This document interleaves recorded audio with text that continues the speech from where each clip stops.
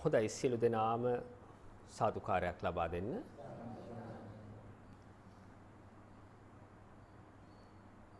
දෙදස් 22 වසරේ අගෝස්තු මාසයේ 11 වෙනිදා නිකිණි පුර 15ක් පොහෝ දිනය නිමිති කරගෙන උදෑසන වරුවේ පැවැත්වෙන විදර්ශනා භාවනා වැඩසටහන. සත්‍ය ගවේෂණය කරන ප්‍රඥාවන්ත පින්වතුනි, ඔබගේ ජීවිතය කියලා කියන්නේ මොහොතින් මොහොත ගෙවිල යන දෙයක්.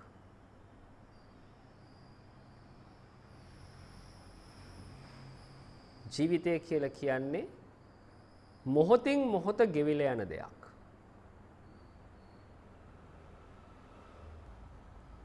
අපි මේ ලෝකයට මව් කුසකින් බිහි වුණේ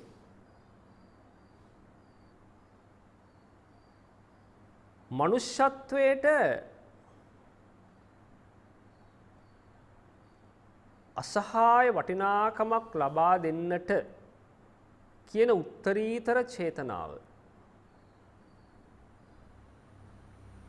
ඔබගේ මනසට යම් දවසක පැමිණුණා නම් ඔබ සෑම අවස්ථාවකදීම කටයුතු කරනවා පින්නතුනි ඒ මනුෂ්‍යත්වයට ඒ මනුෂ්‍ය භවයට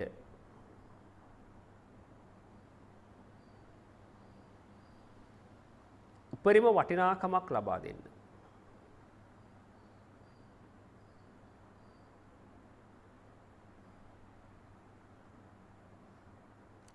මොකද මම ඒ ආකාරයට සඳහන් කළේ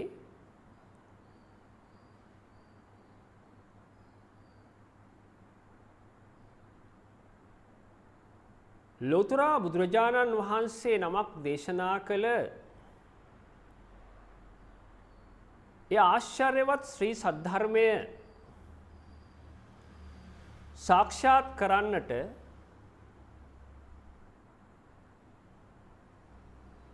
ඔබට අවස්ථාවක් ලැබෙනවා නම්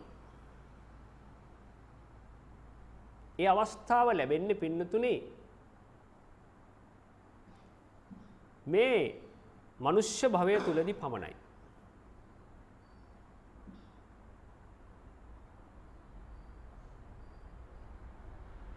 එනිසා සෑම කෙනෙක්ම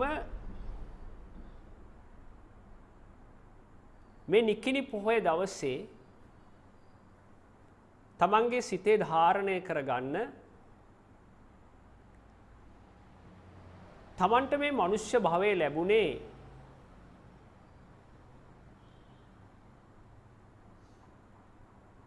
වෙන කිසිම රාජකාරියක් සඳහා නෙවෙයි. වෙන කිසිම රාජකාරියක් සඳහා නෙවෙයි. මේ සත්‍ය අවබෝධයේ පිණිසමයි කියන කාරණය වෙනුවෙන්ම හැර වෙන කාරණාවක් සඳහා නොවේ. ඒ උතුම් කාරණය මුදුන්පත් කරගෙන තමයි අපි සෑම වෙලාවකදීම කටයුතු සිද්ධ කළ යුතු වෙන්නේ.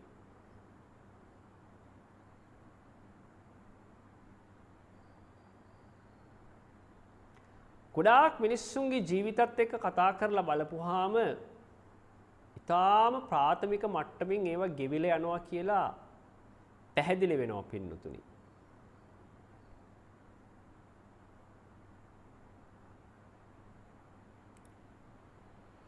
කනවා බොනවා නිදා ගන්නවා නානවා කොහේ හරි යනවා ගිහිල්ලා විනෝද වෙනවා තවත් සමහර තැන්වල යනවා කැරලි කෝලාහල ඇති කර ගන්නවා ආයිම ගෙදර එනවා කනවා බොනවා, නිදා ගන්නවා. ඒ ආදී වශයෙන් බොහෝම ප්‍රාථමික ජීවන රටාවක් තමයි පෘථග්ජන මිනිස්සෙක් තුළ පවතින්නේ.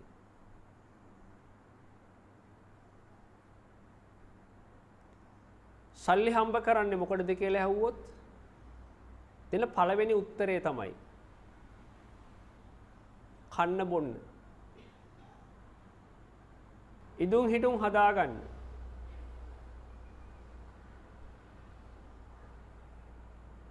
ඔබ කල්පනා කරලා බලන්න පින්වතුනි, ඔය රාජකාරි සියල්ලම තිරිසන් සතෙකුත් කරනවා.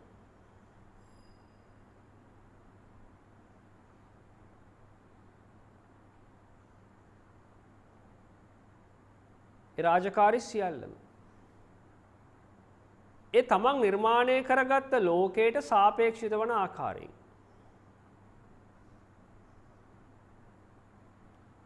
එහෙමනම් ඔබ කල්පනා කරන්නට ඕන කාරණය තමයි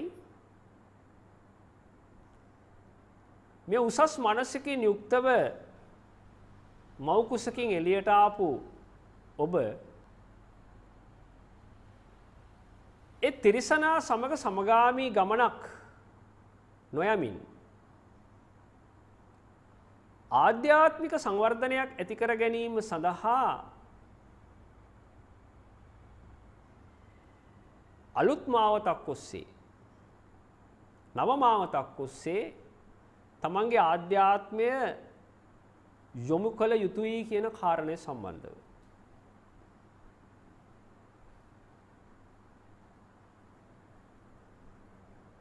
ඒ නව මාවතකට හැරවීම තමයි පින්වතුනි සෑම වෙලාවකදීම මේ තථාගතයන්න් වහන්සේගේ ධර්මය තුල සිද්ධ කරන්නේ.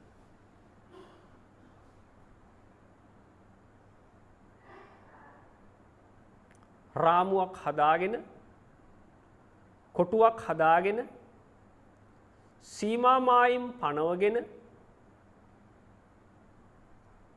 විවිධ කෝණ නිර්මාණය කරගෙන, විවිධ දෘෂ්ටි සංකල්ප මතවාද කරපින්නාගෙන,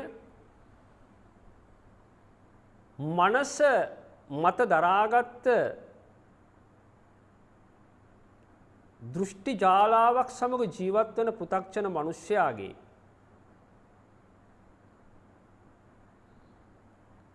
ඒ ආධ්‍යාත්මික නිදහස ඇති කිරීම තමයි මේ අති උත්තරීතර දර්ශනය තුලින් සිද්ධ කරන්නේ. මේ පින්වතුනි ඔබට රාමුවක් හදලා දෙනව නෙවෙයි, සංකල්පයක් හදලා දෙනව නෙවෙයි, මතවාදයක් හදලා දෙනව නෙවෙයි, අලුත් ආගමක් කියලා දෙනවත් නෙවෙයි. ඔබ ජීවත් විය යුත්තේ මෙන්න මේ ආකාරයටයි කියලා ගතිපුරුදු වෙනස් කරන්නට උත්සාහ කරනවත් නෙවෙයි.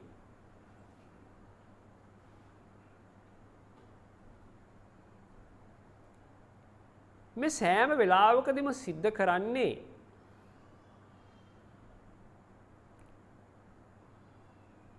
ස්වභාවිකත්වය තුල ගලා යා යුතු ඔබේ සිත ඒ ස්වභාවය වෙතටම යොමු කිරීම.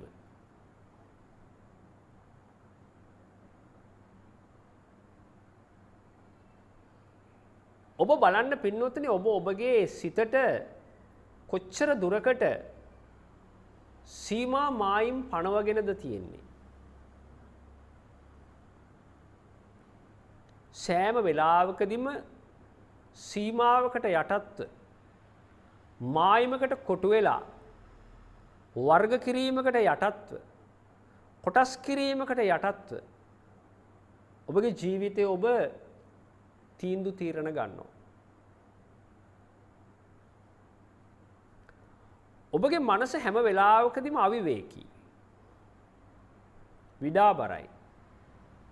ඇයි හේතුව? හැම වෙලාවකදීම මනස තුල පවතින්නේ කම්පන ස්වභාවයක්, ආවේගශීලී ස්වභාවයක්. සැලෙන ස්වභාවයක්. භාග්‍යවතුන් වහන්සේ විසින් දේශනා කරලා තියෙන මේ තථාගත දර්ශනය තමන්ගේ ආධ්‍යාත්මයට ගලප ගන්න හැකියාවක් ලැබෙන්නේ ඒක ආධ්‍යාත්මයත් එක්ක ගැළපීලා යන්නේ ඔබ විසින් පනවගත්ත මේ සීමා මායිම් වලින් නිදහස්ව ඔබගේ මනස මේ ස්වභාවය හා මුසු කරන්නට පුළුවන් නම් පමණයි. ඒක පින්වතුනි පුද්ගල ක්‍රියාවක් නෙවෙයි. ඒක පුද්ගල ක්‍රියාවක් නෙවෙයි. ඔබ සෑම වෙලාවකදීම දකින්නට ඕනේ මේ බාහිර ලෝකයක් එක්ක තමන්ගේ පවතින ගනුදෙනුව කුමක්ද?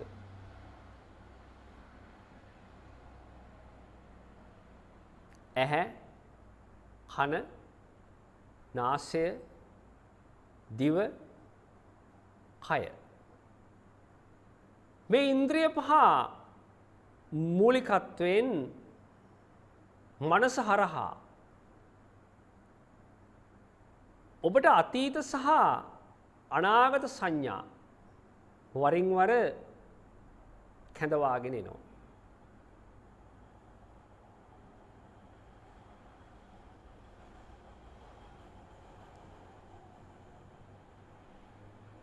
අපි හැම වෙලාවකදීම විමසා බලන්නට ඕනේ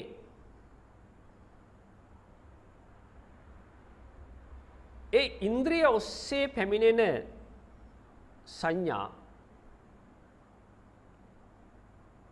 අපගේ මනස වෙත ගලාගෙන ඇවිල්ලා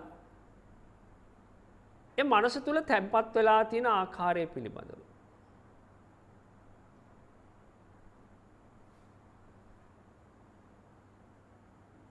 ඒ ආකාරයට තැම්පත් වුණු විශාල සිතිවිලි ප්‍රමාණයක් සංඥා ප්‍රමාණයක් සංස්කාර කරගෙන තමයි ඔබ ඔබගේ ජීවිතය මොහොතින් මොහොත ගෙවා දමන්නේ.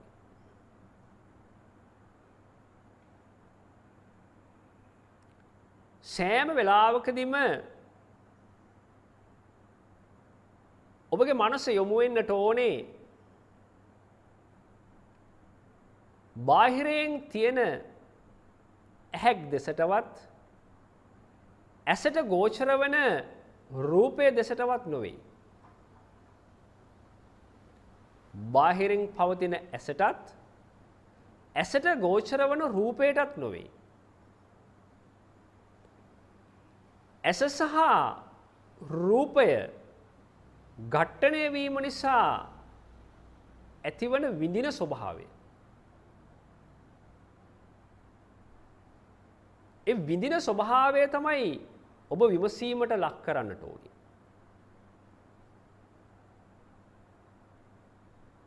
බාහිර පවතින කනවත් කනට ගෝචර වන ශබ්දයක් නෙවෙයි ඔබ දැකිය යුත්තේ.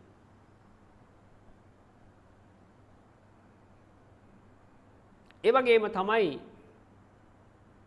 නාසය, දිව, කය. මේ සෑම ඉන්ද්‍රියකටම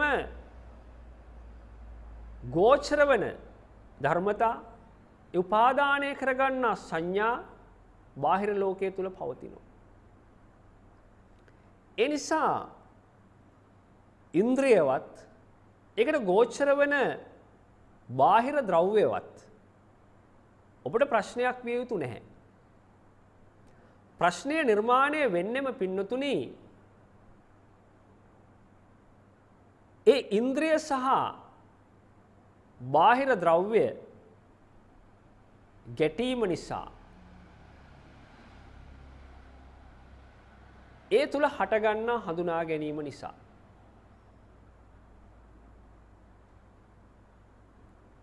ඇසක් රූපයක් සමග ගැටෙනවා, කන ශබ්දයක් එක්ක ගැටෙනවා, නාසය ආග්‍රහණයත් එක්ක ගැටෙනවා, දිව රසයත් එක්ක ගැටෙනවා, කය පහසත් එක්ක ගැටෙනවා. ඒ ගැටීම නිසා හටගන්නා වූ වින්දනීය ස්වභාවය. ඒ වින්දනීය ස්වභාවය නිසා තමයි පොදුන් සත්වයා මේ ලෝකයට ඇලෙන්නේ. මේ ලෝකයේත් එක්ක ගැටෙන්නේ. ඒ නිසා ඔබගේ නුවණ අවදි වෙන්නට ඕනේ.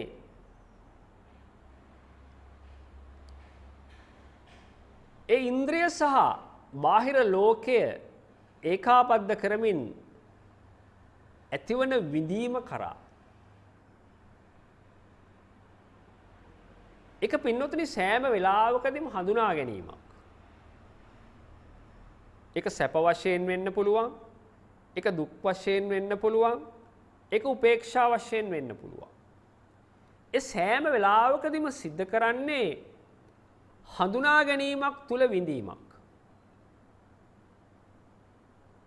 හඳුනා ගැනීමක් තුල විඳීමක්.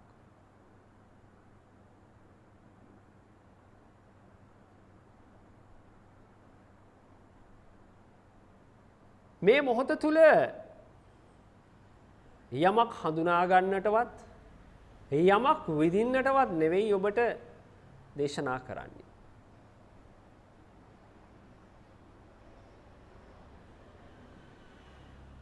ඔබගේ බාහිර කය අතහැරලා ඉන්ද්‍රිය සියල්ලම අතහැරලා ඔබට පුළුවන් නම් මේ ලෝකයේ දිහා බලන්න, මේ ලෝකය අහන්න, මේ ලෝකය විඳින්න. භාග්‍යවතුන් වහන්සේ විසින් දේශනා කරලා තියෙන ඒ ආශ්චර්යමත් ශ්‍රී සද්ධර්මය ඔබට යම් තාක් දුරකට පැහැදිලි වෙයි.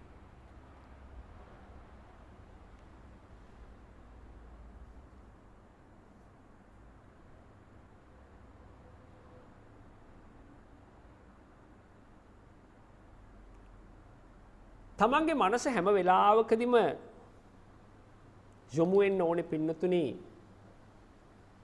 තමා තුලින් නිවීම මතු කරගන්නා තැනට. කිසිම කෙනෙක් බලාපොරොත්තු වෙනවා නම්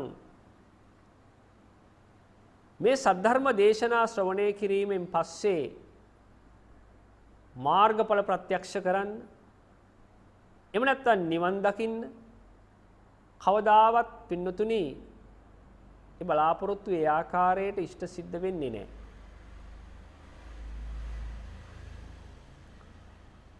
ඔබ සෑම වෙලාවකදීම කටයුතු කරන්නට ඕනේ මනස මම කොහොමද සැහැල්ලු තත්වයෙන් තියාගන්නේ.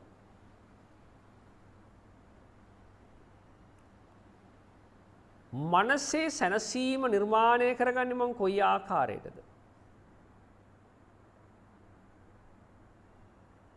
මනස නිරායාසය තුළ පවතින්නට ඉඩ හරින්නේ මං කොයි ආකාරයටද කියන කාරණාව පමණයි ඔබගේ මනස තුළ ක්‍රියාත්මක විය යුත්තේ.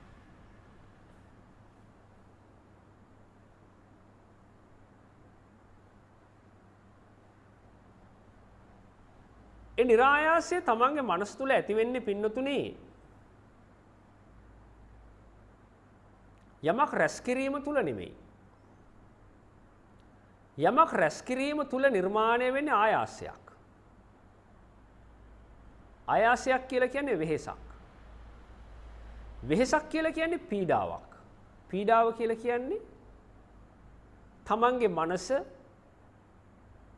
විවිධ වූ ප්‍රතිශත වලින් දෝලණය වෙන ස්වභාවයක්, කම්පණය වෙන ස්වභාවයක්.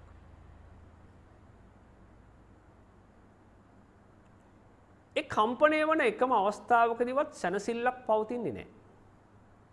සැහැල්ලුවක් පවතින්නේ නැහැ. නිහඬියාවක් පවතින්නේ නැහැ.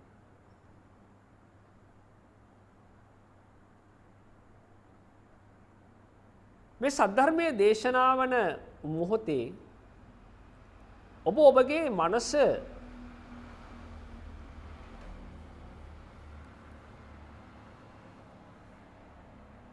උත්සාහයකින් තොරව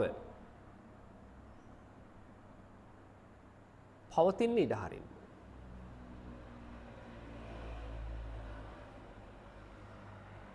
මනස කිසිම පාලනයකට නතු නොකර,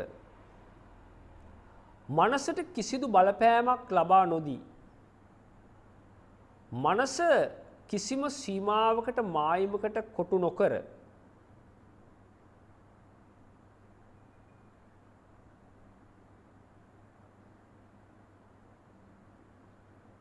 මනසට මනසේ පාඩුවේ සිටින්නට ඉඩ දෙනවා නම්, මනසට එහෙම නැත්නම් හිතට හිතේ පාඩුවේ ඉන්නට ඉඩහසර සලසා දෙනවා නම්, ඔබට මේ තථාගත දර්ශනය ඒ මොහොතේ පටන් මොහොතින් මොහොත ඔබ තුලින් මතුවෙන්නට පටන් ගන්නවා.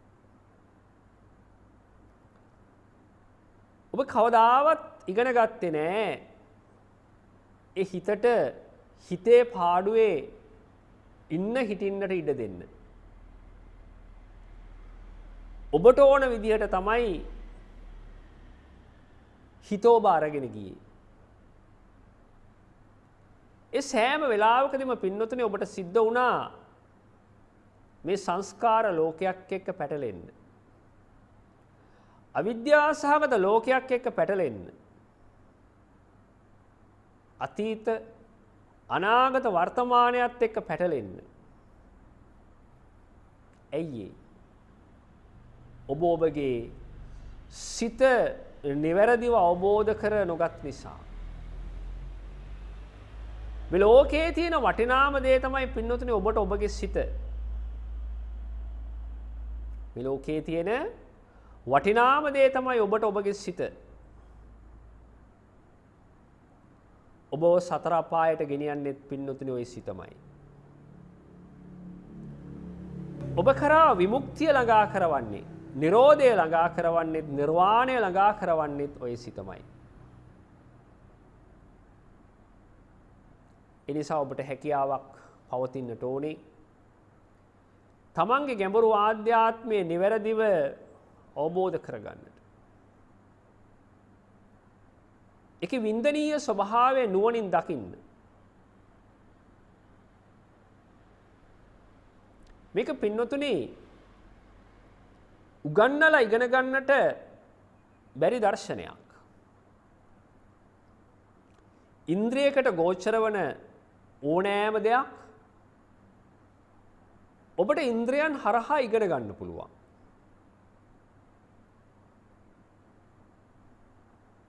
ලස්සන කිව්වහම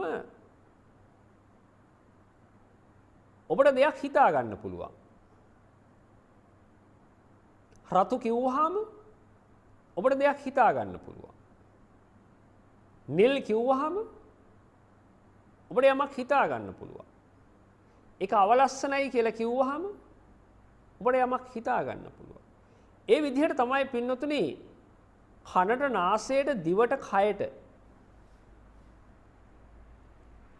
ඒ ඉන්ද්‍රියන් වලට ගෝචර වන ධර්මතා, සංඥා ඔබ දන්නවා. දැනුමට දන්නවා. අහලා තියෙනවා. විඳලා තියෙනවා. ඒ ඔස්සේ ඔබට තීන්දුව වලට, තීරණ වලට පැමිණීමේ හැකියාවකුත් ලැබෙනවා. නමුත් පින්නතුනි භාග්‍යවතුන් වහන්සේ විසින් දේශනා කරලා තියෙන මේ අසිරිමත් දහම ඉන්ද්‍රිය විශේෂයට කවදාවත් ගෝචර වෙන්නේ නැහැ. ඇහක් තිබුණට නිවන් දකින්න බෑ. ඇහක් තිබුණට නිවන් දකින්න බෑ. එහෙනම් ඔබ කල්පනා කරලා බලන්න ඕනේ නිවන් දකින්න නම් මගේ ගැඹුරු ආධ්‍යාත්මය තුල සිද්ධ වෙන්නට ඕන ඒ පරිවර්තනය කුමක්ද කියන කාරණේ. මේ නිර්වාණය කියලා කියන්නේ, මේ නිරාමිස සුවය කියලා කියන්නේ කිසිම ආකාරයකින් ඉන්ද්‍රිය ගෝචර නොවන ධර්මතාවයක්. ඉන්ද්‍රිය ගෝචර නොවන ධර්මතාවයක්. ඒ සෑම වෙලාවකදීම ඉන්ද්‍රිය ගෝචර නොවන ධර්මතාවයක් තමා තුළින් සාක්ෂාත් කරගන්නට, තමා තුළින් මතු කරගන්නට ඔබගේ ඉන්ද්‍රයන් කිසිම ආකාරයකින් පොහොසත් වෙන්නේ නැහැ. ඉන්ද්‍රිය සාපේක්ෂිත නො වූ දර්ශනයක් ගැඹුරු ආධ්‍යාත්මය තුළ සාක්ෂාත් කරන්නට ඔබගේ ඉන්ද්‍රයන් කවදාවත් පොහොසත් නැහැ. එහෙනම් ඔබ තේරුම් ගන්නට ඕන කාරණය තමයි මේ ඉන්ද්‍රිය ලෝකයේ තුල ඔබගේ ගමන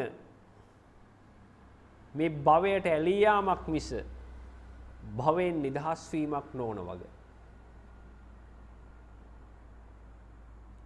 ඇස තිබුණාදෙන් පින්නතුනි, කන තිබුණාදෙන්, නාසය, දිව, කය තිබුණාදෙන් ඒ සෑම ඉන්ද්‍රියක්ම ලෝකයේත් එක්ක ඇලෙන ගැටෙන ස්වභාවය නුවණින් දකින්න. නුවණින් මේ ගැටය ලෙහන්න. ගැටය දකින මොහොතේම, ප්‍රශ්නය දකින මොහොතේම, ගැටලුව දකින මොහොතේම ඔබ ඒ ප්‍රශ්නයෙන් නිදහස් වෙනවා පින්නතුනි. ඒ ගැටලුවෙන් නිදහස් වෙනවා. පෘථග්ජන පුද්ගලයාගේ අවිද්‍යාව තමයි ඒ ගැටලුව මනාකොට හඳුනා නොගැනීම. මොහොතින් මොහොත මේ සංසාරයට ඇලී යන මනුෂ්‍යයා මේ රැවටීම හේතු කොටගෙන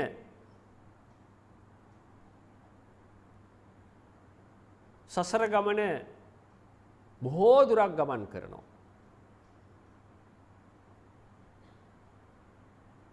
ඔබ කල්පනා කරලා බලන්න, මම ඔබගෙන් වයස ඇහුවොත් පින්නතුනි ඔබගේ වයස කීයද කියලා. ඔබ කියන්නේ මේ කයට තියෙන වයස ගැන.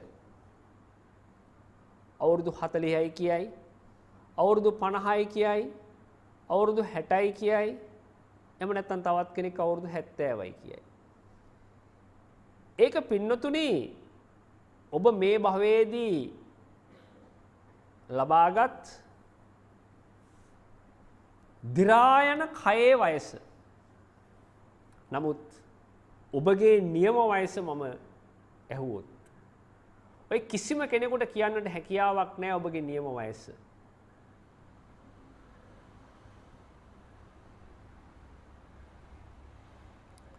කල්ප කෝටි ගාණක් වයසයි ඔබට. ඒ කියන්නේ මේ සංසාරේ පුරා ගමන් කරන විඥාණය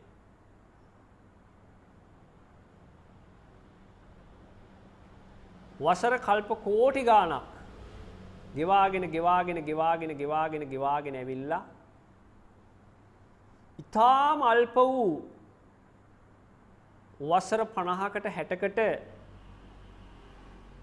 මේ මනුෂ්‍ය ලෝකේ තාවකාලික නැවතුමක රැඳිලා පවතින අවස්ථාවක් තමයි මේ.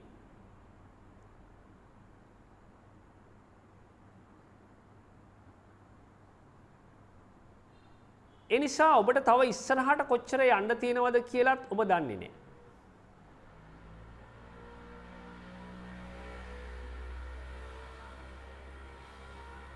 එහෙනම් ඔබ සෑම වෙලාවකදීම ඔබගේ මනසේ දෝලන ස්වභාවය හඳුනගත්තා නම්, ඒ රැවටිලි සහගත ස්වභාවය හඳුනගත්තා නම් මනස ඔබට කරදර ස්වභාවයකින් විරහිතව කිසිම කරදරයක් නොමැතිව පරිහරණය කරන්නට පහසු වෙනවා. ඒ සඳහා විශේෂයෙන්ම වැදගත් වෙන්නේ හඳුනා ගැනීම. ඒකේ ස්වභාවය, ගමන් රටාව, ඒ සියල්ල ඔබ නුවණින් පරිශීලනය කරනකොට ඒ තුල සිද්ධ වෙන්නේ පාලනයක් නෙමෙයි. පාලනයෙන් නිදහස් වීමක්.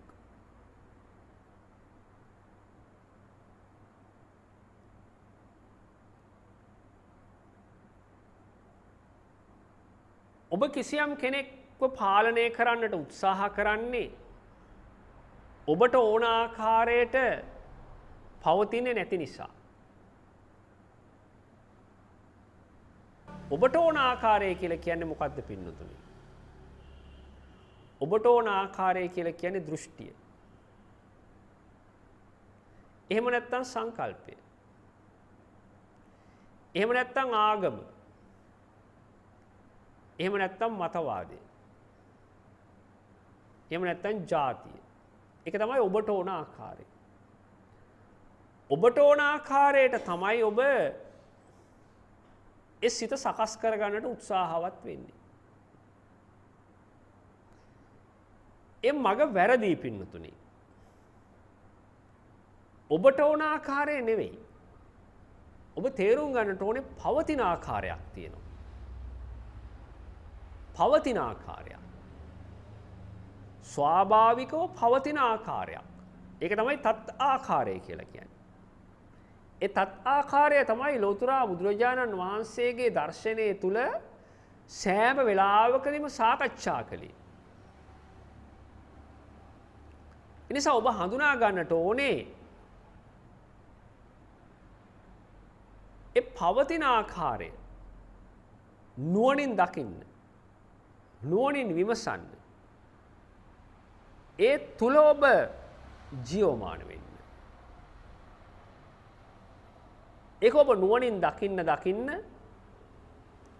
ඒක අවබෝධ කරගන්න ඔබ තුල පවතින අර පාලනය කියන දැඩි බව ඔබෙන් මොහොතින් මොහොත ගිලිහිලා යනවා.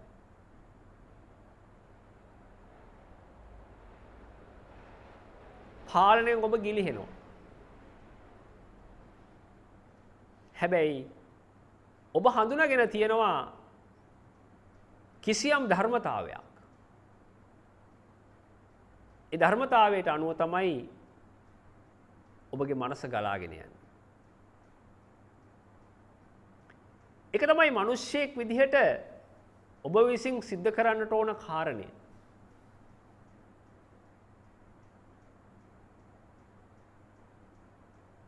සෑම වෙලාවකදීම මේ ඉන්ද්‍රියන් බාහිර ලෝකයක් එක්ක ඇලීම තුල එහෙම නැත්නම් ගැටීම තුල හදාගන්නා රැවටීම. ඒ රැවටීමෙන් නිදහස් වීමම තමයි ඔබගේ රාජකාරිය විය යුත්තේ. බලන්න ඔබ ඔබගේ හිතත් එක්ක කතා කරලා මම කොහෙටද අහු වෙලා ඉන්නේ? මම රූපෙට අහු වෙලා ඉන්නවද? මම ශබ්දෙට අහු වෙලා ඉන්නවද? මම ගන්ධයට, රසයට, පහසට, සිතිවිලි කර්ම චේතනාවලට හසු වෙලා ඉන්නවද? ඔබ ඔබෙන්ම විමසා බලන්න.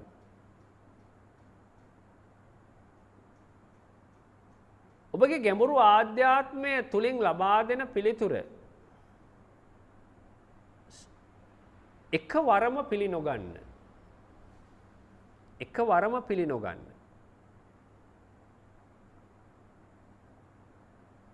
දීර්ඝව සංවාදයේ ගොඩනගන්න.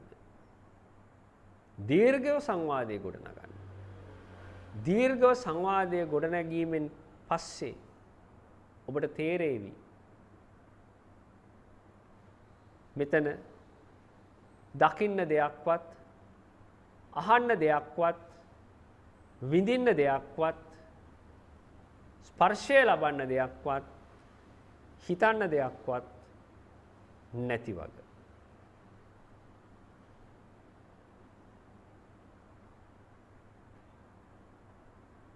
ඔබ දකින්නේ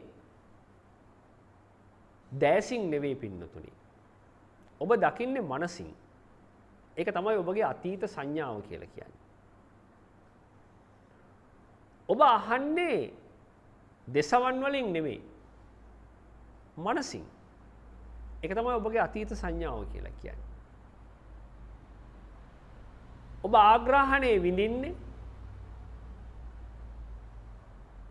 නාසයෙන් නෙවෙයි. මනසින්. රස නීරස බලන්නේ දිවෙන් නෙවෙයි. මනසින්. ඒ සෑම අවස්ථාවකදීම ක්‍රියාත්මක වෙන්නේ ඔබගේ අතීත සංඥාව. පහස ලබන්නේ කයෙන් නෙමෙයි.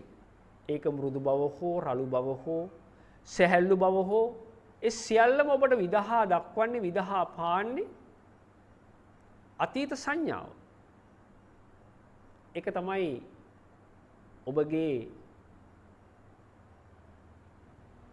කයේ හැඩගැස්ම. බලන්න පින්නතුනි ඒ සෑම වෙලාවකදීම ඒ සෑම සංඥාවක් තුලදීම මහා විශාල වර ප්‍රමාණයක් ඔබගේ මනස හරහා පැටවෙන බව.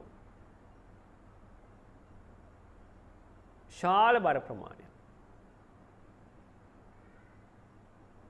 ඒක තමයි ඔබ මේ සංසාරයක් පුරාවටම ඇදගෙන ආපු පාදානස්කන්ධය කියලා කියන්නේ. මොහොතින් මොහොත එකතු කරගන්නවා. ඔබ කවදාවත් පුරුදු වුණේ නැහැ මේ කන්ද අඩු කරගන්න. හැකි හැම වෙලාවකදීම කලේ එකතු කරනවා. පෝෂණය කරනවා. වර්ධනය කරනවා. ලස්සන කරනවා. සරසනවා. වර්ණවත් කරනවා. ඒ නිසා ඔබට ඔබගේ උපාදානස්කන්ධය තරම් වටින දෙයක් නැහැ. ලස්සන දෙයක් නැහැ. මිල කළ නොහැකි දෙයක් නැහැ. ඒක තමයි පින්නතුනි පෘථග්ජන පුද්ගලයෙකුගේ දැක්ම කියලා කියන්නේ. ඊටාම පටු දැක්මක්. ඒ පටු දැක්මත් එක්ක පෘථග්ජන ලෝකයේ තුල විවිධ වූ ආකාරයේ තරඟ නිර්මාණය වෙනවා. තරඟ නිර්මාණය වෙනවා. නමුත් මේ භාග්‍යවතුන් වහන්සේ විසින් දේශනා කරලා තියෙන මේ අසහාය දර්ශනය තුල තමන් මොහොතින් මොහොත ජීවමාන වෙනකොට ඒක තමන්ට විඳින්නට අවස්ථාව තමන් නිර්මාණය කර ගන්නකොට මේ ලස්සන කරගත්ත ලෝකේ මේ සරසපු ලෝකේ මේ වටිනාකම් ලබා දුන්නු ලෝකේ පරමාර්ථ සත්‍ය ඔබ මොහොතින් මොහොත දකිනවා. පරමාර්ථ සත්‍ය. ඔබ නිකමට කල්පනා කරලා බලන්න පින්නතුනි පෘථග්ජන මානසික තත්ත්වය කියලා කියන්නේ පුංචි දරුවෙක් මුහුදු රළු පාගන්නට ගිහිල්ලා ඒ රැලි පාගන ගමන් ඉඩක් ලැබුණු අවස්ථාවකදී වැල්ලේ හදනවා පුංචි මාලිගාවක්. ලස්සන ගෙයක්. ඒක තමයි එයාගේ සංඥාව. එයා ඒක ඇත්තයි කියලා හිතාගෙන තමයි ඒ මාලිගාව හදන්නේ. බොහෝම වෙහෙස මහන්සි වෙනවා. බොහෝම වෙහෙස මහන්සි වෙනවා. පෘථග්ජන මිනිස්යාගේ ලෝකය නිර්මාණය කරන ආකාරය පින්නතුනි. බොහොම වෙහෙස මහන්සි වෙලා විශාල ධනස්කන්ධයක් වියදම් කරලා කාලය කැප කරලා තමන්ගේ නිර්මාණය කරන මාලිගාව. ඒක තමයි මම ප්‍රධානියා වුණු ලෝකය කියලා කියන්නේ. පුංචි දරුවා වැල්ලේ හදන වැලි මාලිගාව. ඔය දෙකම එකයි.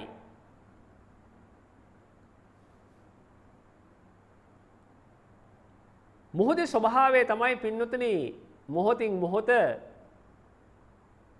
විවිධ ප්‍රමාණයේ මුහුදු රළ වෙරළ කරා පැමිණෙනවා. ප්‍රචණ්ඩාකාරයෙන් පැමිණෙනවා. සුලියාකාරයෙන් පැමිණෙනවා. කුණාටු ආකාරයෙන් පැමිණෙනවා. නමුත් මේ පුංචි දරුවට ඒ පිළිබඳව කිසිම නිනව්වක් නැහැ. වැලි මාලිගාව උපාදානය කරගෙන ලස්සන කර කර වැලි මාලිගාව නිර්මාණය කරනවා. ඒක මොහොතින් මොහොත නිර්මාණය කරනවා. විශාල මහන්සියක්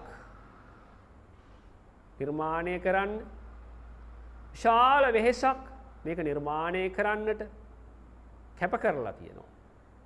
ඔබ කල්පනා කරලා බලන්න ඒ වෙරළ කරා පැමිණෙන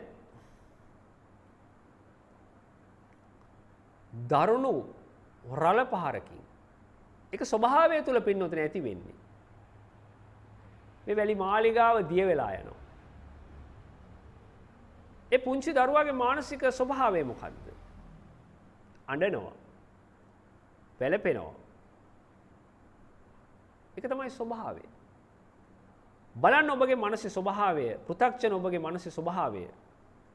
ඔබ මේ මෙච්චර වෙලාවක් ගොඩනැගුවේ පින්නතුනි සංඛාර ලෝකයක්, සකස් කරගත්ත ලෝකයක්.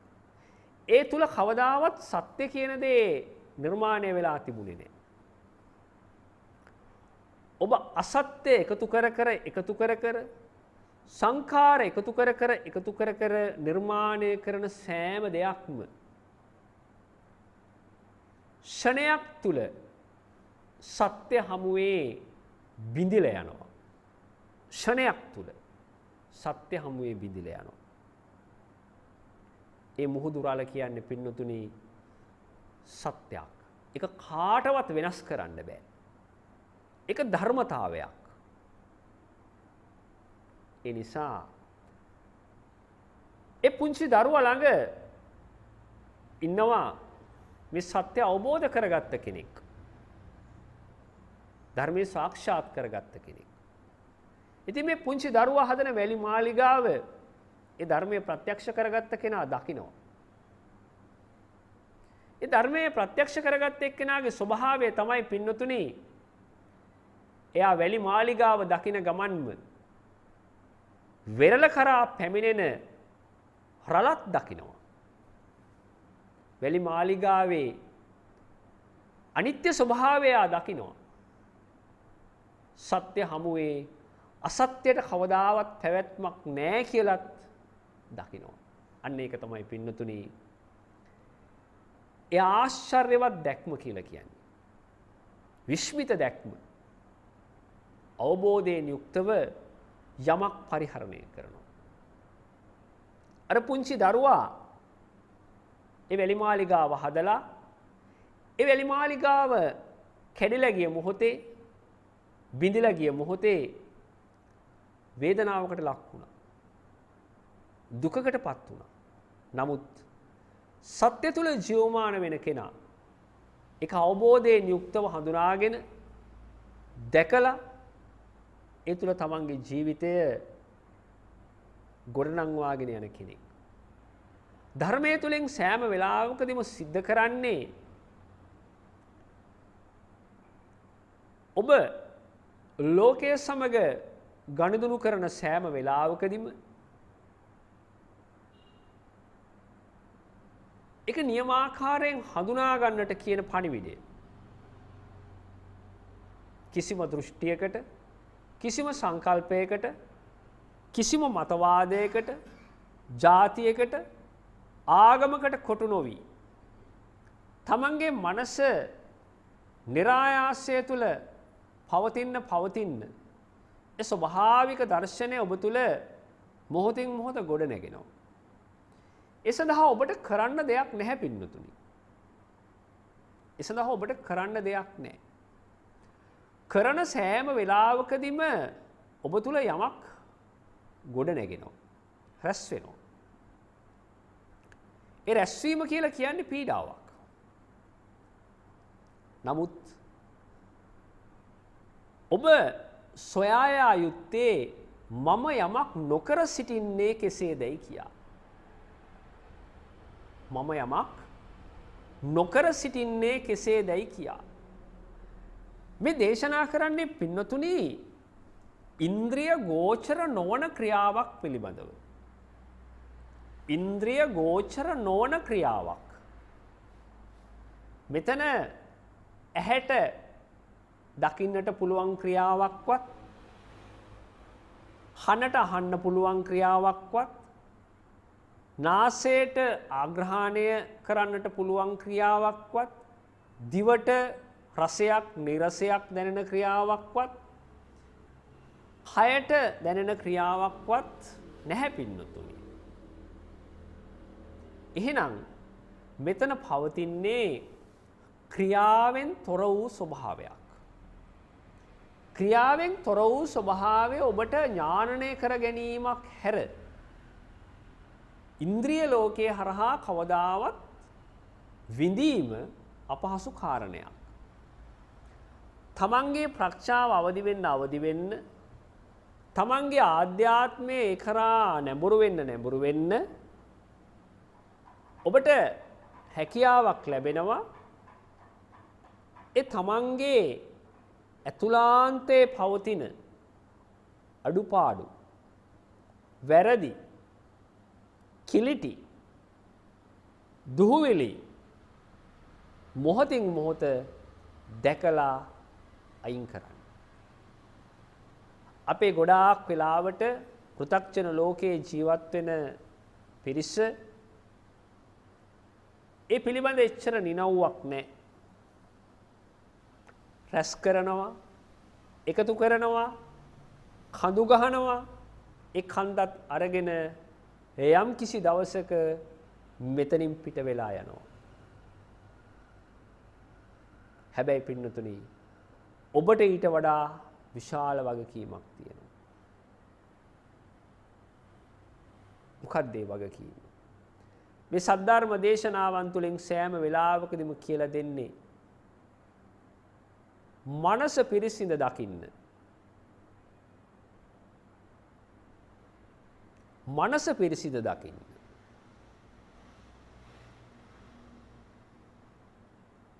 මනස පිරිසිඳ දකින්නවා කියලා කියන්නේ ඔබට උපාදානයකින් තොරව මේ ලෝකය පරිහරණය කරන්න පුළුවන් කියන කාරණය. බලන්න පින්නතුනි ඔබට තියෙන්නේ ඔබ මගේ කියලා කිව්වට මගේ ආත්මය කියලා කිව්වට මගේ ජීවිතය කියලා කිව්වට මහා පාපතර හිතක්.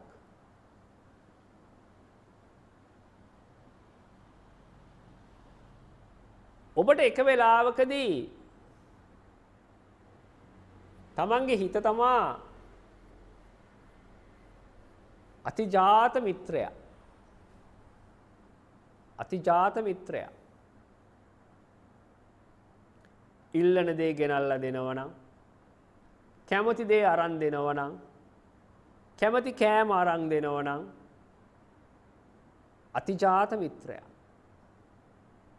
ඒ වගේම තමයි සමහරක් වෙලාවකදී කැමති දේවල් අරන් දෙන්නේ නැත්තම් කන්න කැමති දේවල් අරන් දෙන්නේ නැත්තම් විඳින්න කැමති දේවල් ඒ ආකාරයට ලැබෙන්නේ නැත්තම් ඔබේ හිතම තමයි පින්නතුනි ඔබේ පරම හතුරා. තියෙන්නේ එක හිතයි. තියෙන්නේ එක හිතයි. බලන්න ඔබ ඔබගේ මනසට රැවටුණු ආකාරය.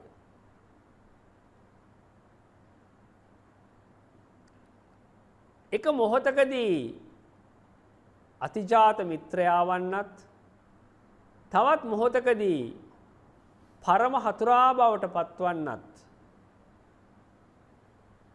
ඔබගේ සිත දිත්වයක් පෙන්නුම් කරා. ද්විත්වයක් පෙන්눔 කරා. ඒක ද්විත්වයක් කියලා ඔබ හඳුනාගත්තා. ඒක තමයි ඔබගේ දැක්ම. නමුත් ඔබගේ දැක්ම එහා ගමන් කළ යුතුයි.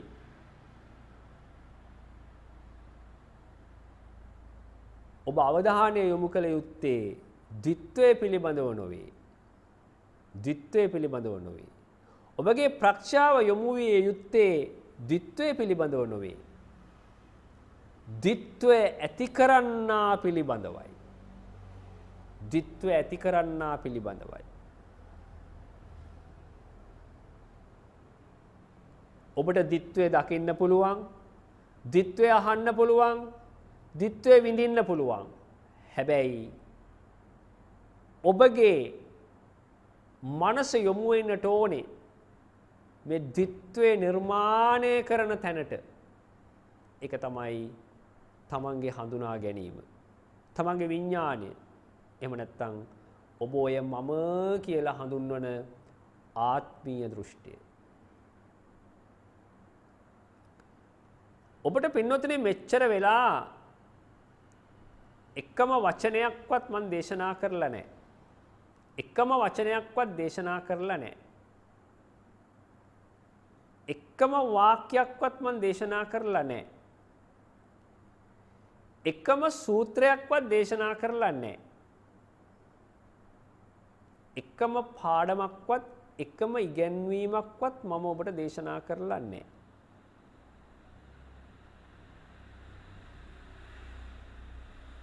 අපිට පුළුවන් පින්නතුනේ උගන්වන්න දෘෂ්ටියක් උගන්වන්න පුළුවන්. මේක හොඳයි එහෙම නැත්නම් මේක නරකයි. ඒක තමයි දෘෂ්ටිය. මේක ලස්සනයි මේක අවලස්සනයි. ඒක දෘෂ්ටියක්. එහෙම නැත්නම් ඒක සංකල්පයක්. අපිට උගන්වන්න පුළුවන් පින්නතුනි කියලා දෙන්න පුළුවන් ඉන්ද්‍රිය ගෝචර වෙන්නේ හැම වෙලාවකදීම දෘෂ්ටිගත වෙච්ච දෙයක්. දෘෂ්ටිගත වෙච්ච දෙයක් තමයි අපිට උපාදානය කරගන්න පුළුවන්. අහු වෙනවා, අතට අහු වෙනවා, ඇහැට අහු වෙනවා, කනට අහු වෙනවා, නාසයට අහු වෙනවා. නමුත් මේ නිර්වාණ ධර්මයේ කියන දේ ඇහැට අහු වෙන්නේ නැහැ. මේක සංකල්පයකට ගොනු කරන්න බෑ. දෘෂ්ටියකට ගොනු කරන්න බෑ. මතවාදයකට ගෙන එන්න බෑ. එහෙනම් ඔබ කල්පනා කරලා බලන්න ඕනේ මේ නිර්වාණ ගුණය තමන් තුළ මතුවෙන්න නම්, මේ නිර්වාණය තමන් සාක්ෂාත් කරගන්න නම් තමන්ගේ දැක්ම කොයි ආකාරයකටද වෙන්න ඕනේ?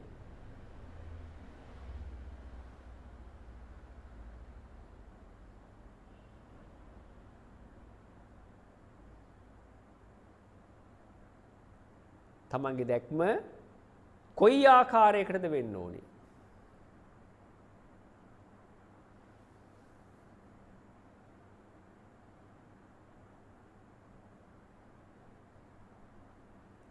ඔබ දකින්න ඕනේ පින්නතුනි බාහිර දෙයක් නෙවෙයි. ඔබ දකින්න ඕනේ දැකීම.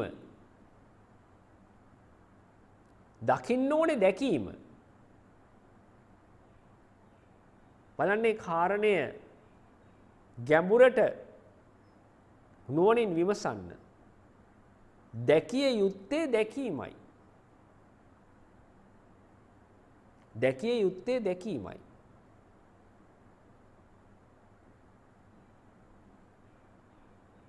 ඒ දැකීම තුල ඇසක්වත් වස්තුවක්වත් නැහැ පින්නතුනි. දැකිය යුත්තේ දැකීමයි.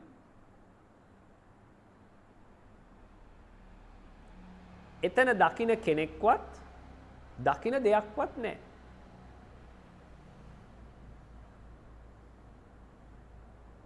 බලන්න ඔබගේ මනස එතෙන්ට ඇවිල්ලාද තියෙන්නේ.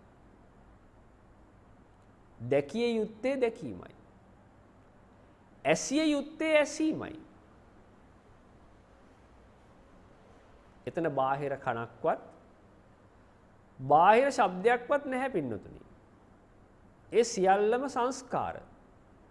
හදාගත්ත දේවල්. ඇසිය යුත්තේ ඇසීමයි.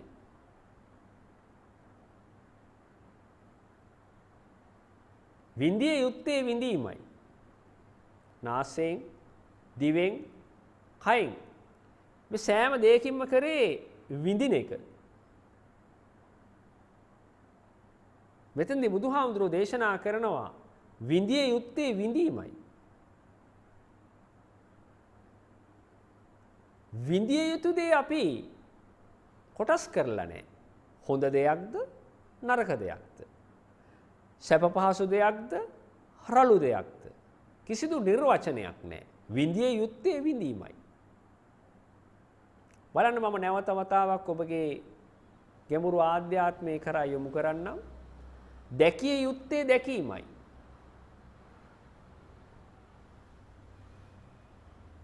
ඇසිය යුත්තේ ඇසීමයි. විඳිය යුත්තේ විඳීමයි. දැන් ඔබ කල්පනා කරලා බලන්න ඇසිය යුත්තේ ඇසීමයි කියන තැන, දැකිය යුත්තේ දැකීමයි කියන තැන, විඳිය යුත්තේ විඳීමයි කියන තැන පුද්ගලයෙක් ඉන්නවද නැද්ද?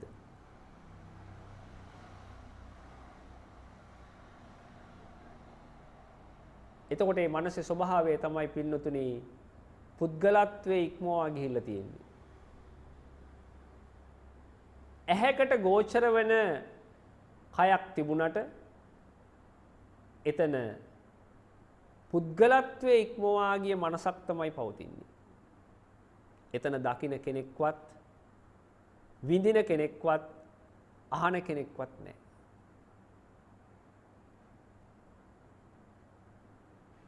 අහන කෙනෙක් හිටියොත් ප්‍රශ්න කොටස් කිරීම, ભેදනය කිරීම, වර්ග කිරීම, වටිනාකම් ලබා දීම.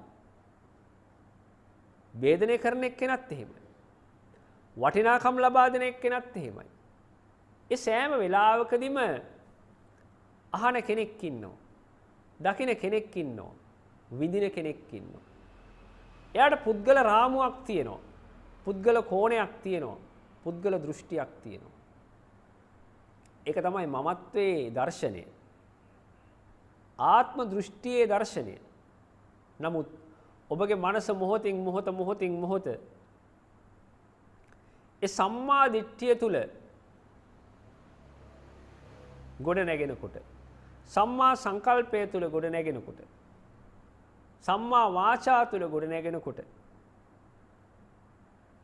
දකින්න කෙනෙක්වත් දකින්නට දෙයක්වත් ඔබට ඉතිරි වෙන්නේ නැහැ.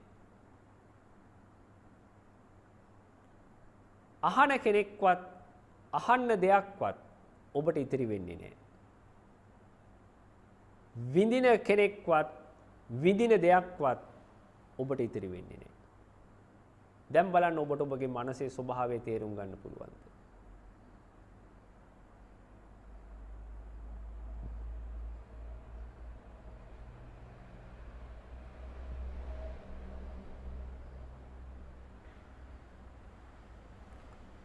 ඔබගේ මනස මේ මොහොත තුල ස්වභාවය තුලම අතහැර දමන්න. කිසිවක් උපාදානය නොකරමින්. කිසිවක් උපාදානය නොකරමින්.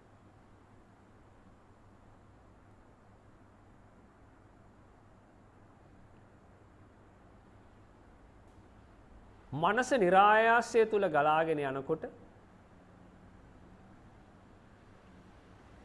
ගංගාවක් ස්වභාවය තුල ගලාගෙන යන්නේ යම් ආකාරයකටද? ඔබට ඔබේ සිතේ පවතින ලස්සන තැන්, සොදුරු තැන්, මිහිරි තැන්, රළු තැන්, වේගවත් තැන්, ගැඹුරු තැන්, නිශ්චල තැන්, දකින්නට හැකියාවක් ලැබේවි.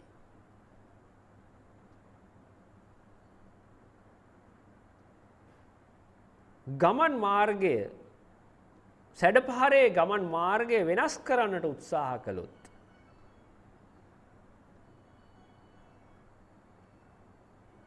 ඒ ප්‍රවාහය ස්වභාවයකට අනුකූලව ගලාගෙන නොයාවි.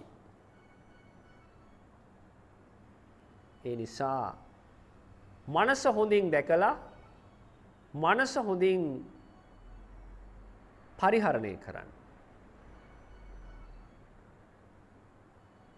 මනස හොඳින් පරිහරණය කරනවා කියලා කියන්නේ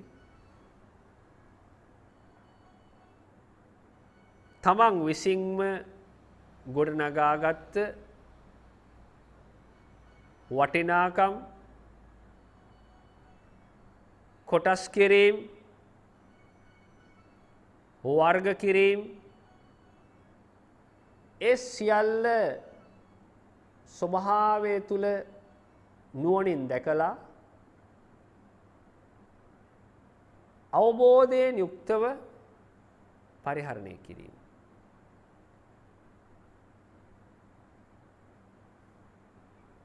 අවබෝධයෙන් යුක්තව පරිහරණය කිරීම.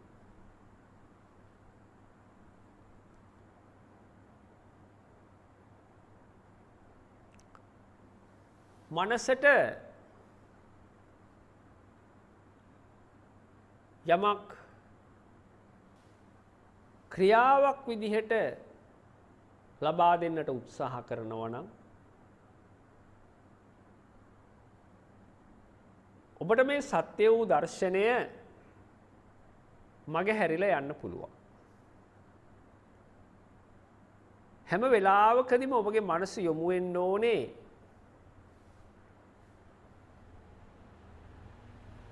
සැහැල්ලුව තුල. ඒක තමයි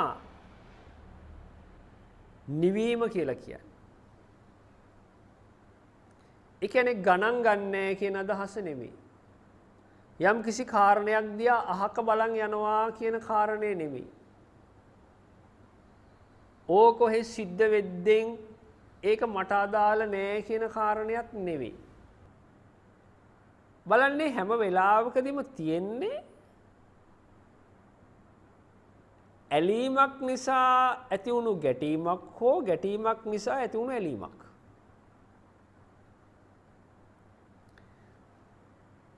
ඔබගේ මනස යොමු වෙන්න ඕනේ පින්නතුනි ඒ කාරණයත් එක්ක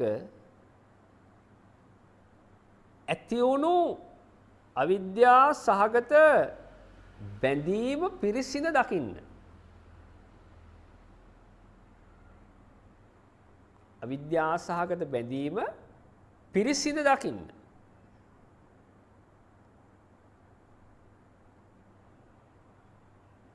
ඒකට මම පුංචි උදාහරණයක් කියන්නම්.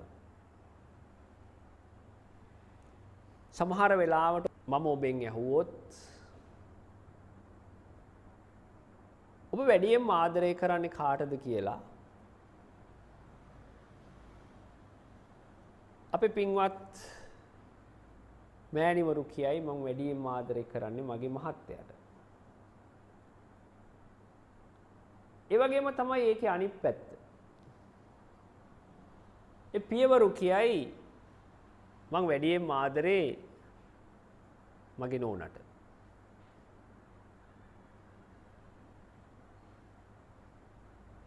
ඒක තමයි පින්නතුනේ ඔබගේ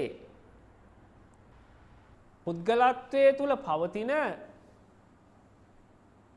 දැක්ම.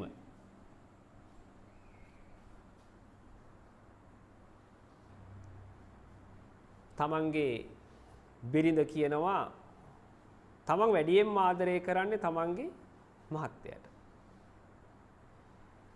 ඒ වගේම මහත්තුරු කියනවා තමන් වැඩියෙන් ආදරය කරන්නේ තමන්ගේ බිරිඳට කියලා. තවත් කෙනෙක් කියන්න පුළුවන් මම වැඩියෙන් ආදරය කරන්නේ තමන්ගේ දරුවන්ට. ඒක තමයි පින්නොතනේ පෘථග්ජන පුද්ගලයෙකුගේ මනසේ තියෙන රැවටිලි සහගත ස්වභාවය.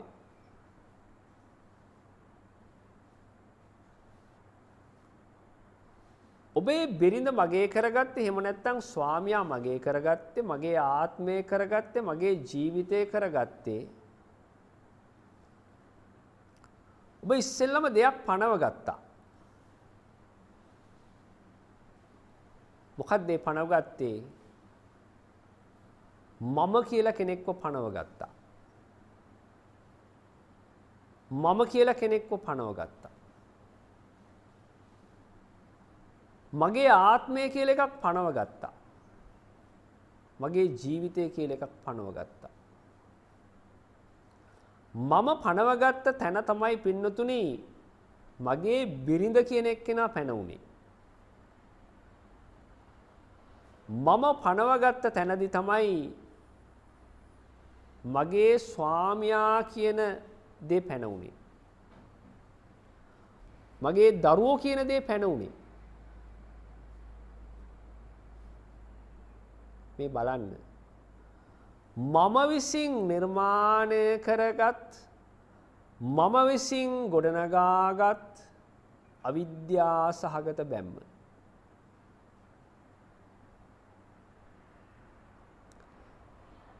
දැන් ඔබ කල්පනා කරලා බලන්න, ඔබ මේ මම කියලා ගොඩනගාගත්ත ඒ අවිද්‍යා සහගත බැම්මේ තියෙන සත්‍යතාවය කුමක්ද කියලා. ඔබ ජීවත් වෙනවා මම කියන එක්කෙනා නිට්ටයයි, මම කියන එක්කෙනා මට සුඛයි, මම කියන එක්කෙනා ආත්මයි. අනේක තමයි පෘථග්ජන පුද්ගලයෙක්ගේ දැක්ම. ඔබ වැඩියෙන් ආදරේ කාටද කියලා ඇහුවොත් ඔබ කියයි මම වැඩියෙන් ආදරේ මට. මට අනතුරක් වෙනවට මම කැමති නෑ. මට කරදරයක් වෙනවට මම කැමති නෑ. මට පාඩු වෙනවට මම කැමති නෑ.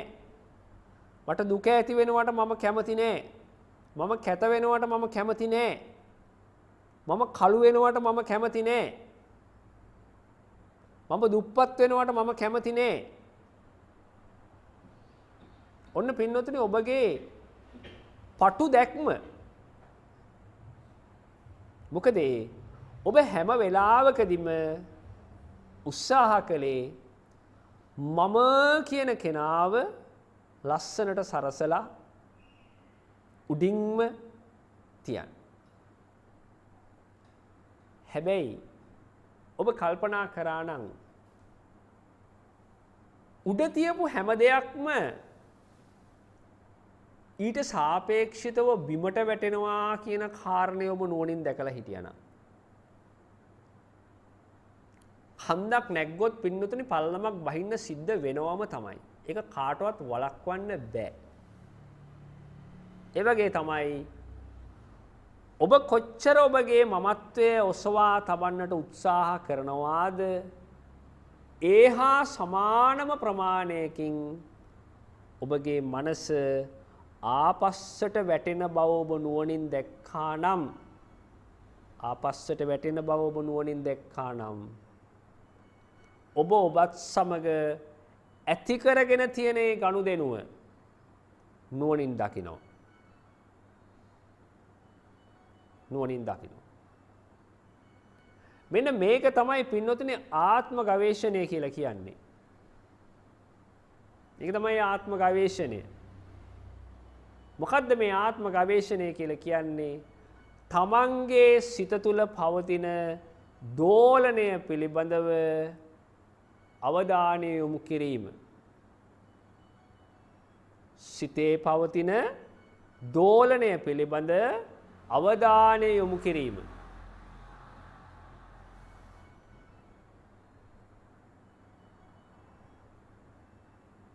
අපි හැම වෙලාවකදීම මේ විදර්ශනාව තුළ සිද්ධ කරන්නේ බාහිර පරිසරය පිළිබඳව අවධානයක් යොමු කිරීම නෙවෙයි, තමන්ගේ ගැඹුරු ආධ්‍යාත්මයත් සමග සාකච්ඡාවක් ඇති කරලා සංවාදයක් ඇති කරලා මේ ලෝකයේ තුල සාර්ථක ගමනක් ආරම්භ කරන්නේ කොයි ආකාරයටද කියන කාරණය සොයා බැලීම.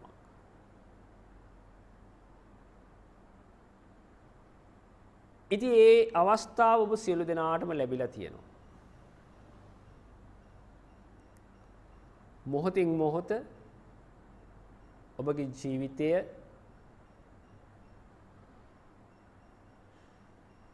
ගෙවිලා යනවා, වයසට යනවා, මරණය කරා ළඟා වෙනවා.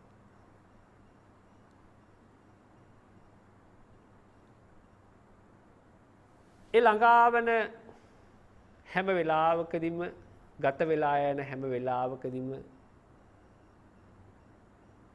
ඔබගේ මනසට දැනෙන්නට ඕනේ කාරණය තමයි ඔබ මේ වෙන විටත් ධර්මයේ ප්‍රත්‍යක්ෂ කරගෙන නැත්නම් ඒ සඳහා සුදුසු පරිසරය නිර්මාණය කර ගැනීම.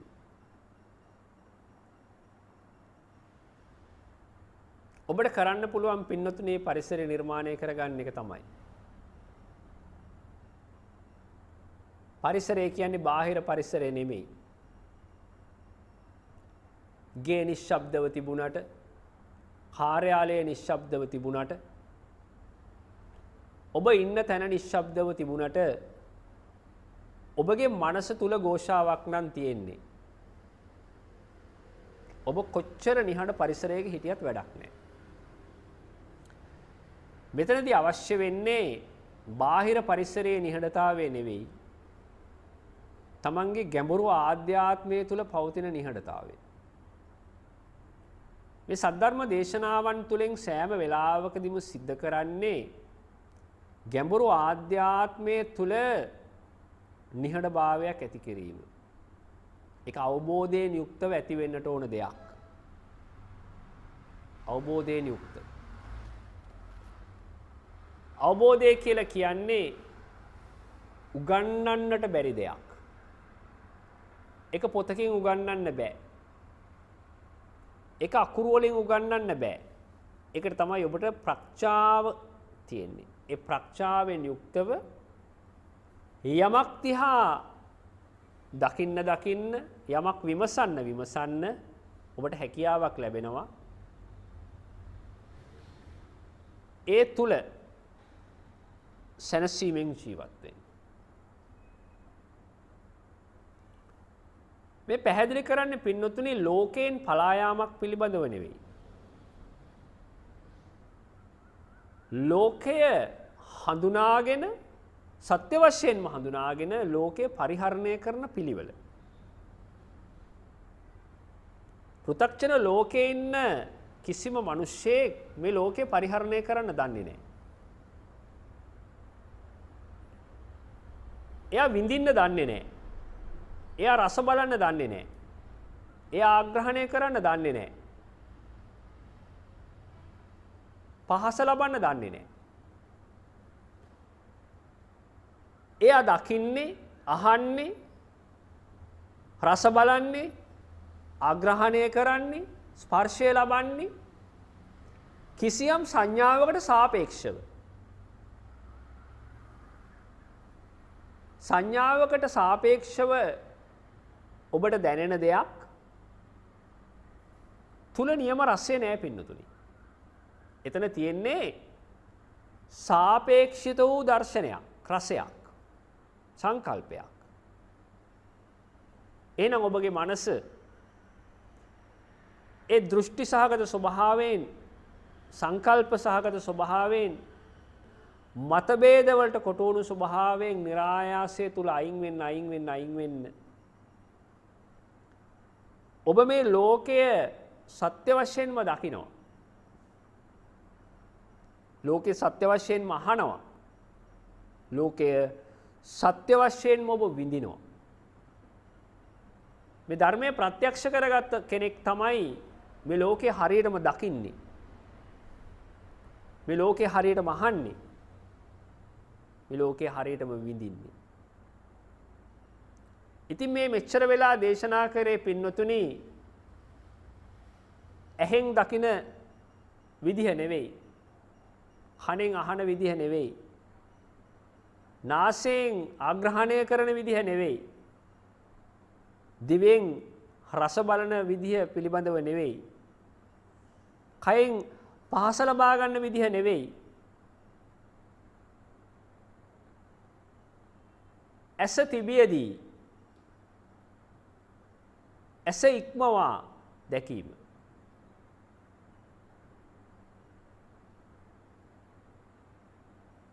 එහෙම නැත්නම් වෙනත් විදිහකින් කියනවා නම් රූප නොමැතිව ලෝකයේ දෙස බැලීම. ශබ්ද නොමැතිව ලෝකයේ ඇසීම.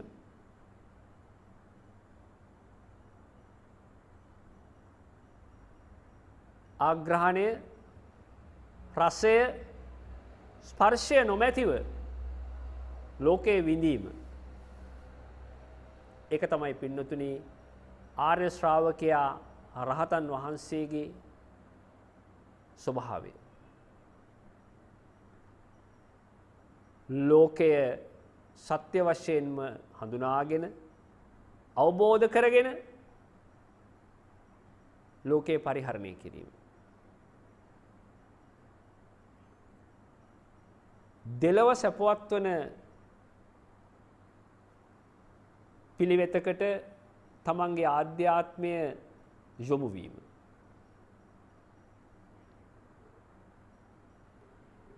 පෘථග්ජන ස්වභාවය කියලා කියන්නේ හරියට කන්දක් පාමුල ඉන්න ස්වභාවයක් පින්නතුනි. කන්දක් පාමුල. කන්ද පාමුල ඉන්න එක්කෙනාගේ දෘෂ්ටිපතය බොහොම පටුයි. දකින්න පුළුවන් එක්තරා සීමාවක් දක්වා විතරයි. බාධක එනවා. බාධක එනවා. බාධකය කියලා කියන්නේ දෘෂ්ටිය. බාධකය කියලා කියන්නේ සංකල්පය. එහෙම නැත්නම් මතවාදය. ඒක තමන්ගේ ආගම, ජාතිය, සංස්කෘතිය, දේශපාලනය ඒ නොයෙක් කරුණුකාරණා මුල් කරගෙන නිර්මාණය වෙච්ච එකක් වෙන්න පුළුවන්. පෘථග්ජන ලෝකයේ ජීවත් වෙන හැම මිනිස්සෙක්ම ඉන්නේ මේ සුවිශාල කන්ද පාමුල පින්නතුනි. කන්දේ පාමුල. කන්ද පාමුල සත්‍යයි කියලා තමයි මේ සෑම කෙනෙක්ම විශ්වාස කරන්නේ. නමුත් භාග්‍යවතුන් වහන්සේගේ දර්ශනය තුල ඔබව මොහොතින් මොහොත ගෙන යනවා පින්නතුනි මේ කඳු මුදුන කරා. කඳු මුදුන කරා. ඒ කඳු මුදුන කරා ගමන් කරන ඒ ගමන් මාර්ගය ඊටාම දුෂ්කරයි. වෙහෙස කරයි. යම් යම් අවස්ථාවන් වලදී හරිම ලස්සනයි. යම් යම් අවස්ථාවන් වලදී හරිම නිහඬයි. එවන් වූ ගමනක් තමයි ඔබ මේ පිටත් වෙන්නට ආරම්භ කරලා තියෙන්නේ. මේ ලබා දෙන්නේ මේ ශ්‍රී සද්ධර්මයේ තුලින් ඒකට අවශ්‍ය කරන ශක්තිය. මේ වීරිය. ඒ ශක්තිය වීරිය ඔබගේ ආධ්‍යාත්මය තුල මොහොතින් මොහොත ගොඩනැගෙනකොට ඔබ මනසින් ශක්තිමත් වෙනවා මේ අසහාය කන්ද තරණය කරන්න. එච්චර කාලයක් ඔබ ජීවත් වෙලා හිටියේ කන්දේ පාමුල. මේ කන්ද තරණය කරන්නට ඔබට નિરાයාසයෙන්ම ශක්තියක්, වීරයක්, දිෂ්ඨානයක් ගොඩනැගෙනවා. මේ ඔබ සියලු දෙනාම ඒ ශක්තිවන්තව ඒ සඳහා ආධ්‍යාත්මයේ ගොඩනගාගෙන සංසාර ගමනේ එන පිරිසක්.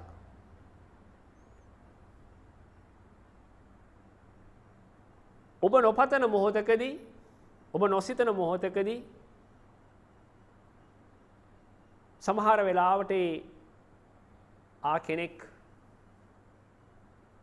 මේ කන්ද තරණය කරලා කඳු මුදුන කරා ළඟා වෙන්න පුළුවන්. කඳු මුදුන කරා ළඟා වෙන්න පුළුවන්. බලන්න පින්නතුනේ මේ කඳු මුදුන කරා ළඟා වෙච්ච කෙනාගේ දැක්ම කොයි වගේද කියලා. යාට තියෙන්නේ මහා විශ්වීය දැක්මක්. මහා පුළුල් දැක්මක්. නිදහස් දැක්මක්. දෘෂ්ටි නැති, සංකල්ප නැති, සීමා මායිම් පනවගත්තේ නැති දැක්මක්. දැන් කිසිම බරක් නැහැ. සැහැල්ලුයි. ආධ්‍යාත්මය තුල සැහැල්ලුයි. කම්පනයක් නැහැ. වේගයක් නැහැ. වේදනාවක් නැහැ. ඔන්න ඔය වගේ තමයි පින්නතුනි මේ සද්ධර්මයේ ගවේෂණය කිරීමේ වැඩපිළිවෙල. මං හිතන්නේ මේක ඔබ සියලු දෙනාට අලුත් දෙයක් නෙවෙයි. සෑම වෙලාවකදීම දේශනා කරන්නේ මේ සද්ධර්මයේ තුලින් තමන් පිරිසිදු දකින්න විදිහ, තමන්ගේ අඩුව දකින්න විදිහ, තමන්ගේ වැරදි දකින්න විදිහ.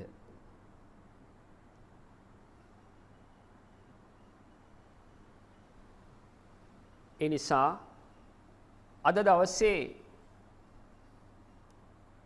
ඔබගේ ගැඹුරු ආධ්‍යාත්මය පිරිසිදු දකින්නට මේ සද්ධර්ම දේශනාව කොයි ආකාරයකින් හරි ඉවහල් වුණා නම් ඒ තුල තමයි ඔබගේ සාර්ථකත්වය රැඳිලා පවතින්නේ.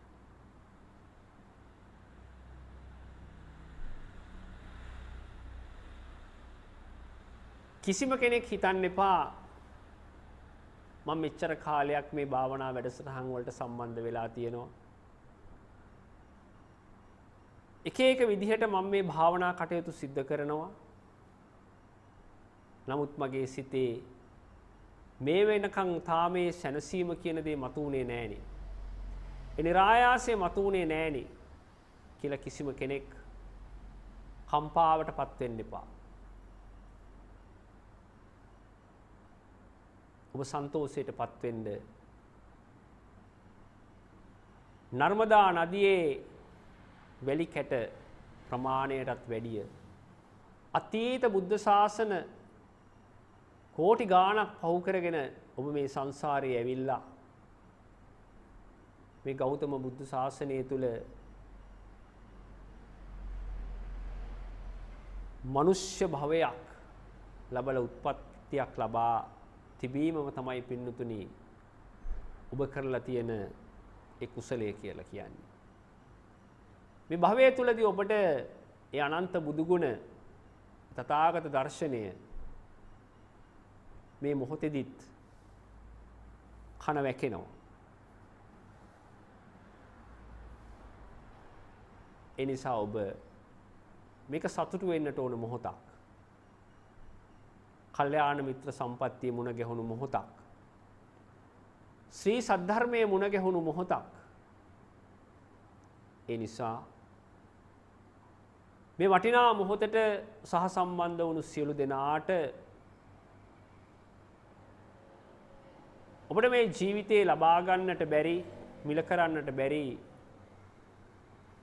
අමිල වූ සැනසීමක් මේ විදර්ශනා භාවනාව තුළ ඔබගේ ගැඹුරු ආධ්‍යාත්මේ කරා ගලාගෙන එනවා.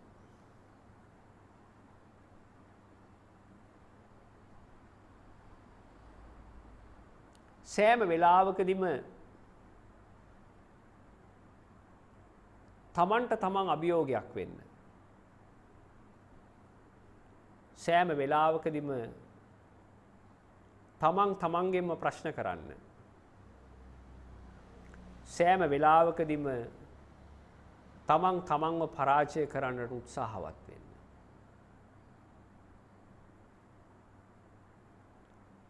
බාහිරයට දිගුණු ඇඟිල්ල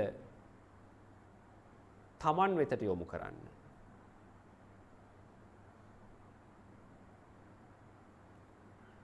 තමන් වෙතට යොමු වුණු ඇඟිල්ල යනු ඔබගේ ආත්ම ගවේෂණයයි.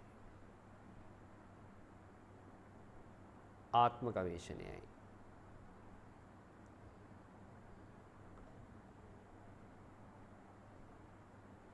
මේ නිකිණිපුර 15ක් පොහොය දවසේ මේ ස්ථානයට පැමිණි ඔබ සෑම සියලු දෙනාටම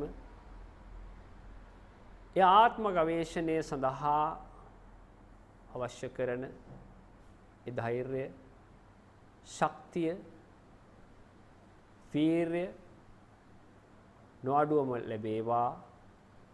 මේ භවය තුල ඒ අමා මහ නිවනින් නිවි සැනසෙන්නට මේ සද්ධර්ම දේශනාවන් සෑම වෙලාවකදීම අත්ලක් වේවා කියලා සෑම සියලු දෙනාම සාදුකාරයක් ලබා දෙන්න.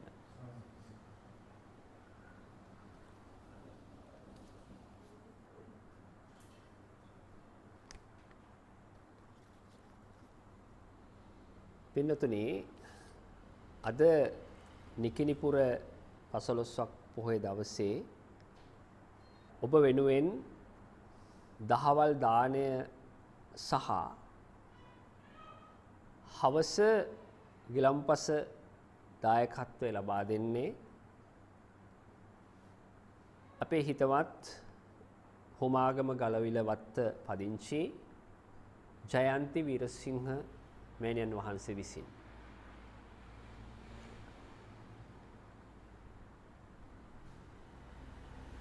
මේ දානමය පින්කම තුල මෑණියන් වහන්සේ මෙන්න මේ වගේ කරුණාකාරණා කීපයක් සිහිපත් කරන්නට කියලා ඉල්ලා සිටියා. මේ සඳහා උපකාර කළ ඒ වගේම වෙහෙස මහන්සි වෙලා වැඩ කටයුතු කරපු තමන්ගේ ආදරණීය පුතා චින්තක,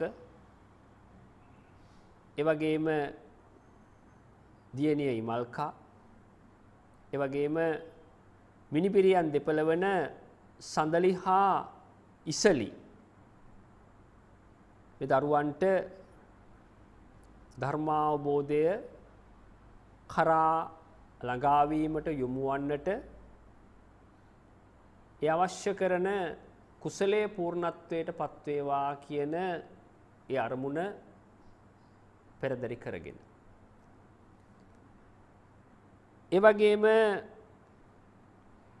තමන්ගේ ස්වාමියාට, සහෝදරයන් දෙපළට, දෙමව්පියන්ට සහ අනෙකුත් සියලුම මියගිය ඥාති හිත මිත්‍රාදීන්ට මේ දානමය කුසලය තුළින් හටගන්නා වූ පින අනුමෝදන් වේවා. මේ සංසාරයේ තුල කවදා හෝ දිනයක කල්යාණ මිත්‍රත්වයක් මුණ ගැහි ඒ නිවනින් නිවීමම සැනසේවා සැලසේවා කියන ප්‍රාර්ථනාවත් අරමුණත් එමෑණියන්ගේ හදවත තුල පවතිනවා. ඒ වගේම මේ ස්ථානයට පැමිණලා සිටින සෑම සියලු දෙනාටම ධර්මයේ තුලින් ලබා ගන්නා වූ නිවීම ඇති වේවා. ඒ නිවීම තුලින් මේ සංසාර ගමන කෙලවර කර ගන්නට ඒ අවශ්‍ය කරන ශක්තිය ලැබේවා කියන ප්‍රාර්ථනාවත් එමෑණියන් වහන්සේගේ පුණ්‍යානුමෝදනාව තුළ පවතිනවා. ඒත් එක්කම අවසාන වශයෙන් සඳහන් කරන්නම් මිල කළ නොහැකි ධර්මයක් දේශනා කරන ඒ මහත්මයාටත් ඒට ශක්තියක් වන සියලු දෙනාටත් එමෑණියන් වහන්සේ විසින් ඒ ආශිර්වාදය එකතු පහදු කරනවා. එනිසා අපෙත් වගකීමක් තියෙනවා. ඒ මෑණියන්ගේ ඒ ප්‍රාර්ථනා බලාපොරොත්තු ඒ ආකාරයෙන්ම ඉෂ්ට සිද්ධ වේවා කියලා ප්‍රාර්ථනා කරන ගමන් අපි සියලු දෙනාම එකතු වෙලා ඒ මෑණියන් වහන්සේ වෙනුවෙනුත් ප්‍රාර්ථනාවක් කරමු. මේ භවය තුල මේ තථාගත දර්ශනය සාක්ෂාත් කර ගන්නට ඒ සාක්ෂාත් කර ගැනීම තුල නිවනින් නිවී සැනසෙන්නට මේ සිදු කරගත් දානමය කුසල ශක්තිය ඒ කුසල පින්කම සෑම වෙලාවකදීම මහෝපකාරී වේවා හේතු වේවා වාසනාව වේවා කියලා ඉවරලා සෑම සියලු දෙනාම සාදුකාරයක් ලබා දෙන්න. ඒ වගේම ජයන්ති වීරසිංහ මෙතනියට চিරාත් කාලයක් ජීවත් වන්නට දීර්ඝායුෂ ලැබේවා. මේ දහම් මඟ එලි කරන්නට මේ බුදුරජාණන් වහන්සේගේ ඒ දහම් මඟ අනුව ගමන් කරන්නට දීර්ඝායුෂ ලැබේවා. එතුමියගේ මියගිය වර්ග පරම්පරාවල සිටින සෑම සියලු දෙනාටම දුගතියක උත්පත්තියක් ලැබලා තියෙනවා නම් ඒ දුගතියෙන් අත්විදලා සුගතිය කරා ළඟා වෙලා ඒ සුගතිගාමී ලෝකේ කල්යාණ මිත්‍ර සම්පත්තිය තුලින් නිවීම සැනසීම ඒ ශ්‍රී සද්ධර්මයේ හරහා යොමු වීමට මේක උපකාරක ධර්මයක් වේවා කියලා ප්‍රාර්ථනා කරනවා. තෙරුවන් සරණයි.